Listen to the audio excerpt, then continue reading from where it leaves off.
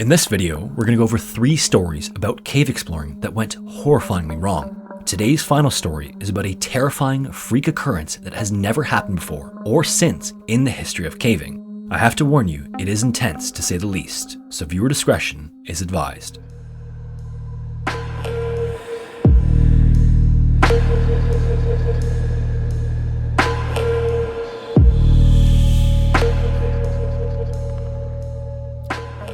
In Alabama, 30 minutes east of Huntsville, there is a hiking trail that goes through the woods. This is a fairly ordinary looking trail. It's a little bit rocky, it passes over several small creeks, but as you continue down this trail, hills start to rise up on either side.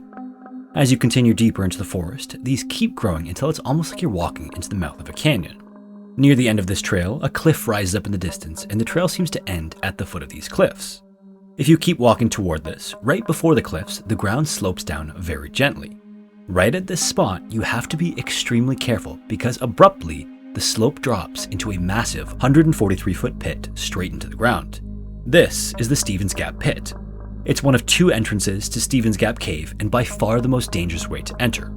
On one side of the pit, there's a flat edge that's decent to stand on, but the edge from the trail slopes down right into the massive opening. It's so easy to slip and fall right into it if you're not paying attention, and obviously, with the depth, it is certain death if you fall in. Thankfully, this isn't the only entrance to Stevens Gap. A few dozen feet over from the pit, there is a large opening with a much gentler slope that takes you almost to the bottom. But in order to reach the true bottom, which is the pit itself, you have to wind your way down a series of damp, rocky tunnels. As with most caves, this requires a helmet with a headlamp because of how dark it gets, even with these large openings. And thankfully as well, over the years, the cave was bought and requires a permit because it's now private property. This helps to conserve the cave and to prevent anyone from just wandering in and accidentally falling. This is also particularly dangerous at nighttime when the opening is not easily distinguishable from the pathway. In August of 1997, a woman named Karen was visiting Stevens Gap to do some exploring, and like many other more experienced cavers, she intended on rappelling into the pit all the way to the bottom instead of taking the easier entrance. So, she and the group she was with got to the entrance and then set up their rappel anchor near the edge. This is usually either by bolting into some rocks or by fixing a rope to some trees. Then she got on her harness and helmet, and at the front of her harness was her rappel device. This is a special device that allows you to feed rope through and control your descent speed. For her descent of 143 feet, the rope would need to be several dozen feet longer from the anchor point, plus some additional on the end for slack. Once everything was ready and Karen was set to go, she grabbed a hold of the rope, got to the edge of the pit, and slowly backed over the edge as she let rope through the rappel device. She took a few steps down until eventually she was suspended over nothing but air. Then she was at 10 feet, 20 feet, 30 feet, and right around 40 feet, the rope went right through the rappel device, and Karen plummeted 100 feet to the bottom of the pit and to her death. Karen had fed the wrong rope through the rappel device. The one she grabbed was the safety line that was only 40 feet long and had no knot at the end to prevent it from going right through the rappel device. Without realizing this, the rope slipped right through her fingers and sent her to the bottom of Stevens Gap Pit. Her body was later recovered from the bottom, and tragically, she is not the only person to have died at the bottom of this cave. In fact, several incidents almost exactly like this have occurred over the past few decades. There have been a few rope breaks, equipment failures, and accidental slips, and 4 people died here between 2015 and 2019 alone. All of this at the end of this seemingly ordinary trail through the woods. In May of 1990, 5 divers all gathered in a campground near Gainesville, Florida to do some diving. That day, they were actually doing something known as potholing, which is where you go from spring to spring diving and checking out the underwater scenery. This area of Florida is perfect for that because of the sheer number of clear surface springs that are teeming with sea life. The spring they're going to explore in this campground is known as Otter Springs, which looks like any other ordinary pond. It's not very big, there are some trees going around the bank, and there's a grassy beach on the other side. What's cool about these springs though is that because the water is so clear and warm, there are often tons of fish and other sea life in them. And even though Otter Springs isn't a very large spring, it does go down to around 40 feet and the water is very clear the whole depth. After the group had gotten suited up and started exploring the water, they all descended to the bottom of the spring to check out a large crack running along the floor. In this area as well, many of these springs are either fed by or open up into a large underwater cave system. Otter Springs is one of these, and at the bottom of the 40-foot depth, there is an entrance inside of a large horizontal crack that runs along the pond floor. All 5 of them got down into this crack and saw that it opened up even further into a rocky semicircle which tunneled off into the distance. Unfortunately, no one in this group was cave certified, so this was as far as they could safely go. In fact, this group was composed of a woman named Jackie, who was a former instructor of several of the others, brothers Ron and Alan, and then 2 friends, Chris and Ken. And other than Jackie, who had over 100 dives, and Ron, who had done 52 dives, the others had done less than 7 dives each, so definitely not enough experience to even think about going inside. But as they sat at the entrance, Jackie could see that Ken wanted to go inside. She got his attention and shook her head not to, and knowing that she was the most experienced, he gave her an okay back.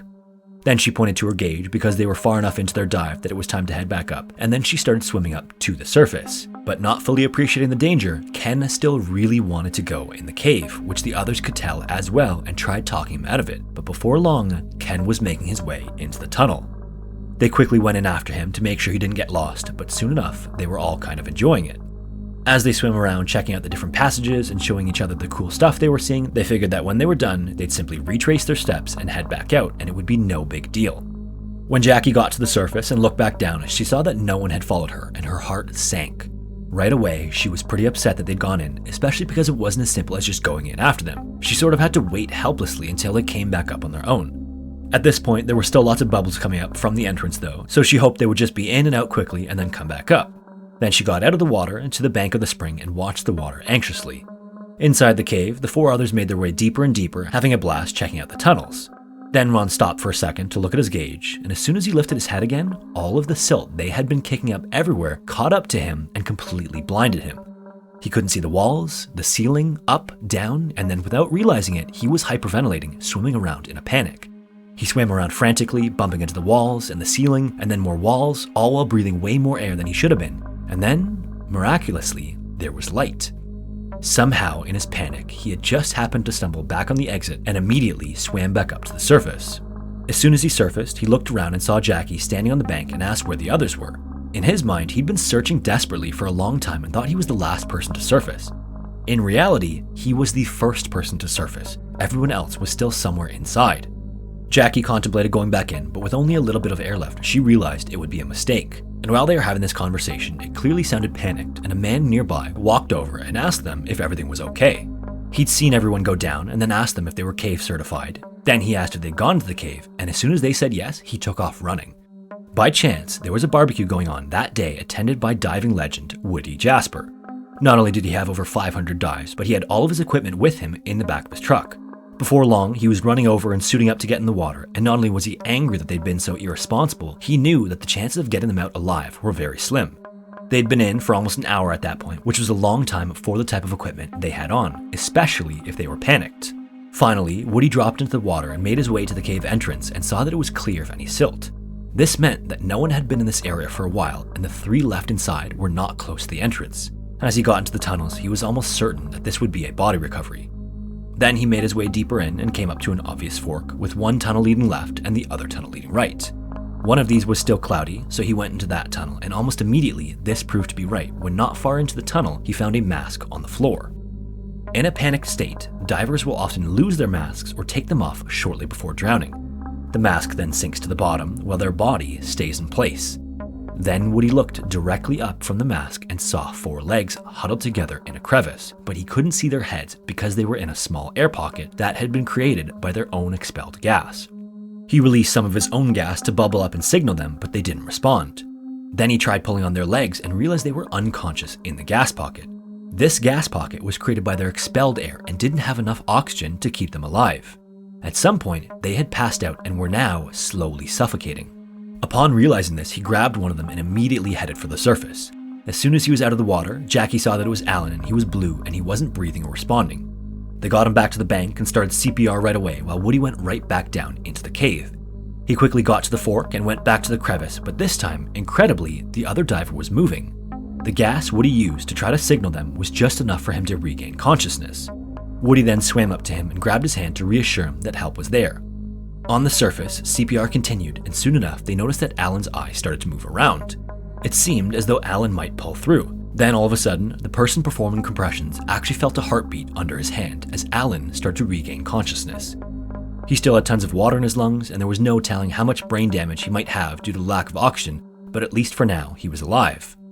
Back in the tunnels, Woody buddy breathed with the other diver all the way to the surface, where Jackie saw that it was Chris, and by the time they got there, he was able to get out of the water on his own. Woody immediately went right back down, this time to find Ken, who had been in the water the longest. He made his way back to the fork, then past the air pocket, and eventually to Ken's body. Unlike the other two, he had drowned. He was brought back up to the surface, and CPR was performed, but he would never regain consciousness. He was simply without oxygen for too long, and Jackie would even say he looked different when he was brought up. She knew right away there was no saving him. If you've seen my video covering the Moss Hill Caverns disaster, you might remember that it took place in Yorkshire Dales National Park in England. This area is unique in that it possesses the perfect combination of conditions for the landscape to be riddled with caves. The surface here is covered in limestone, and it rains in England as much as it's stereotyped to do, making this area a caver's dream. In this one national park, there are over 2,500 known caves and probably many more that have yet to be discovered. Many of these connect together through impossibly tight passages, and others are their own distinct, expansive systems. Many of these are just small potholes, and many of these are massive underground labyrinths that possess chambers large enough to fit entire buildings into. About an hour from the edge of this national park is Tadcaster Grammar School, which is a high school that takes students on all sorts of exciting field trips. This might be out to the coast to see the ocean, or to the countryside, and yearly to the caves of Yorkshire Dales, and the students love caving. Contrary to what many people imagine caving as, it's not all tight squeezes and claustrophobia-inducing crawling. Caves come in different shapes and difficulties, with beginner and intermediate caves allowing newer cavers to explore the alien underground world without much of the associated danger. These are exactly the types of conditions that the students set out to experience in November of 2005. From the school in Tadcaster, they traveled an hour northwest toward the park welcome center.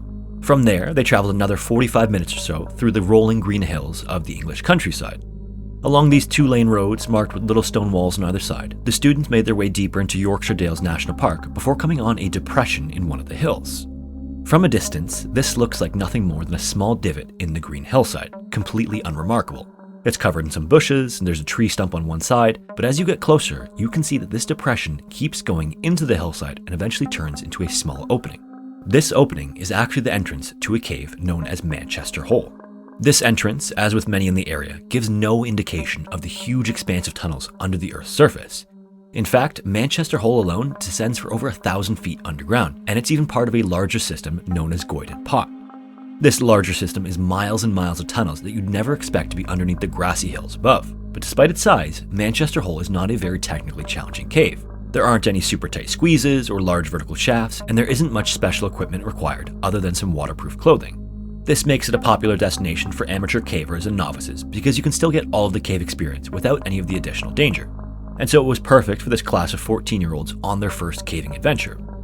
From a rocky creek bed, the group of 10 students and 3 teachers pulled on their yellow rubber suits and helmets fixed with headlamps and then made their way into the depression in the hillside. From the entrance, the bushes and other vegetation quickly disappears down a series of descending boulders as the light no longer filters in. The group then made their way into a horizontal corridor filled with large jagged boulders and about an 8-foot-high ceiling, and already it was very dark. Just the smallest amount of light from their headlamps lit up the hallway. Then they made their way into the first large chamber, which is almost like a theater because of how big it is. This room has some small puddles and a stream running its length, but interestingly, it didn't have many stalactites on the ceiling. Instead, it looked as though there was mud caked on the ceiling, giving the rocks a dirty brown finish instead of the usual gray. The students took a look around the chamber and then moved into the next series of passages, which is more or less a scramble over a bunch of boulders. And just like the students the year before, they were having a blast exploring the underground world. Then they went through one more large room before coming up on the only real challenge in Manchester Hole. This challenging section is known as the crawl. It's about 40 feet long, and the ceiling here is much lower than the rest of the cave at around 3 feet high. Then right in the middle of this length, there is a U-shaped depression in both the floor and the ceiling. So as you're crawling along, you have to go down into this depression and then back up on the other side. But in comparison to the tight squeezes of some other caves, this crawl isn't much of a challenge. 3 feet is more than enough room to crawl comfortably, so one by one, all of the students made their way across the 40-foot crawl that had about 6 inches of water running along the bottom. Now over 1,000 feet into the cave and a couple of hours into the trip, the students split into smaller groups and started checking out some of the fossil formations that cover the walls at this depth. It was around this point in their trip that they might have noticed something terrifying happening inside the cave. Upriver of the Manchester Hole is a water reservoir that supplies water to the nearby area. On one side of this reservoir is a dam to keep all of the water in, and this stone dam has a walkway that runs across the top. Supporting this walkway are these big stone arches that look similar to the arches of an aqueduct. The water level in this reservoir fluctuates based on the demand nearby and how much it rains, and so inside the reservoir, this means that the water level will either be far from the arches or right up to the arches. Traditionally, the water level inside Manchester Hole can be reliably predicted by how close the water is to the arches. When the water is close to the arches, this means that it's been raining a lot, and so naturally, there will be a lot of water inside the cave. When the water is far from the arches, the cave is much drier. That day, the water was high, but there wasn't any rain in the forecast, so this shouldn't have been an issue. Except, that day, while they were exploring, the winds on the surface became violently strong and caused massive waves to form in the reservoir. These then crashed through the arches and caused the river to rise several feet in under an hour. And because these caves often have multiple entrances and drainage systems, this then poured directly into Manchester Hole. And the reason that the Manchester Hole has mud along the ceiling is that, as with the Mossdale Caverns, it tends to flood completely. As the students went around exploring, all of a sudden, within just a few minutes, the water went from ankle deep to chest deep. And with how quickly this happened, everyone went into a complete panic and started sprinting toward the exit. Each of the smaller groups made their way through the corridors, fighting the freezing cold water rushing in and the currents that it created, and eventually they all got to the crawl, which created a bottleneck and slowed down their progress. With how high the water had gotten, it completely submerged the U-shaped depression midway through. This meant that the students had to literally swim through the freezing, rushing water to get through to the other side. And to find their way through the water, all they had were their now dimming headlamps. As they lined up to go through one by one, in last was one of the instructors and one of the students named Joseph.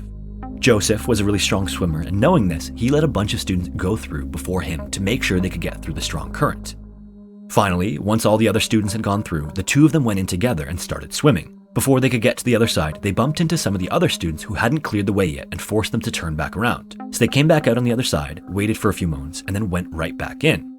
This time, Jo went ahead of the instructor, and the last time she saw him, he was heading through the tunnel ahead of her. This time, she came up out of the water, and the way was cleared, so they all kept running toward the exit.